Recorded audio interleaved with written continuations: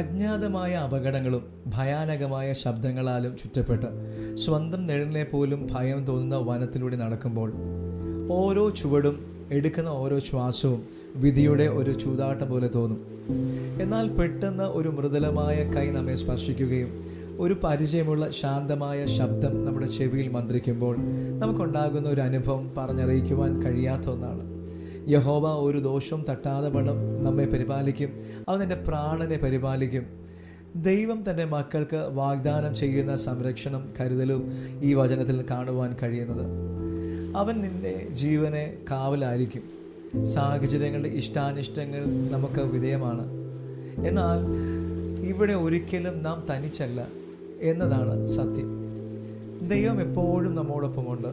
നമ്മെ നിരീക്ഷിക്കുന്ന ദൈവം ഉപദ്രവങ്ങളിൽ നിന്ന് നമ്മെ നിരന്തരം സംരക്ഷിക്കുന്നു. ദൈവം നമ്മുടെ ആത്മാവിൻ്റെ കാവൽക്കാരനും ഹൃദയത്തിൻ്റെ സൂക്ഷിപ്പുകാരനും നമ്മുടെ ജീവൻ്റെ സംരക്ഷകനുമാണ്. ദൈവിക വാഗ്ദാനം അവ്യക്തമായ ഒരു വാക്കല്ല, അത് പാറ പോലെ ഉറപ്പുള്ളതാണ്. ദൈവം നമ്മെ എല്ലാ ദോഷങ്ങളിൽ നിന്നും കാത്തുകൊള്ളും. ദൈവം നമ്മെ അവൻ്റെ കയ്യിൽ പിടിച്ചിട്ടുണ്ട് എന്നെപ്പോഴും ഓർക്കുക. ആ കരങ്ങളിൽ നാം എപ്പോഴും സുരക്ഷിതരാണ്. അവൻ്റെ സ്നേഹത്താൽ മൂടപ്പെട്ടവരാണ് നാം. അവനിൽ വിശ്രമം കണ്ടെത്തുക. ഓർക്കുക, നാം തനിച്ചല്ല. God bless you.